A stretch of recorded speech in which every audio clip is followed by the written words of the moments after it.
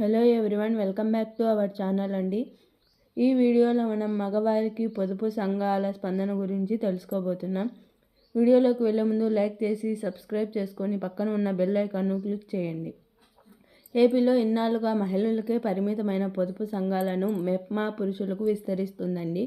తొలి దశలో రాష్ట్ర వ్యాప్తంగా 2841 గ్రూపులను నెలకొల్పాలని లక్ష్యంగా పెట్టుకొని నెల రోజుల్లో 1028 సంఘాలను ఏర్పాటు చేశారండి. మార్చి 31 నాటికి టార్గెట్ను చేరుకునేలా అధికారులు యాక్షన్ ప్లాన్ రూపొందించారు. రోజువారీ కూలీలు, భవన నిర్మాణ కార్మికులు, సెక్యూరిటీ గార్డులకు ఆర్థిక స్వావలంబన కోసం సంఘాలు ఉపయోగపడతాయని చెబుతున్నారండి. పొదుపు సంఘానికి నిబంధనలు ఏంటో తెలుసుకుందాము.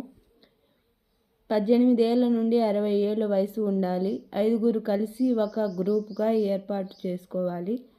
Aadhaar card and ration card తప్పనిసరి. ప్రతి నెల కనీసం 100 నుండి 1000 రూపాయల వరకు పొదుపు చేయవచ్చు. 6 నెలల తర్వాత రివార్నింగ్ ఫండ్ కింద ప్రభుత్వం 25,000 ఇస్తుంది.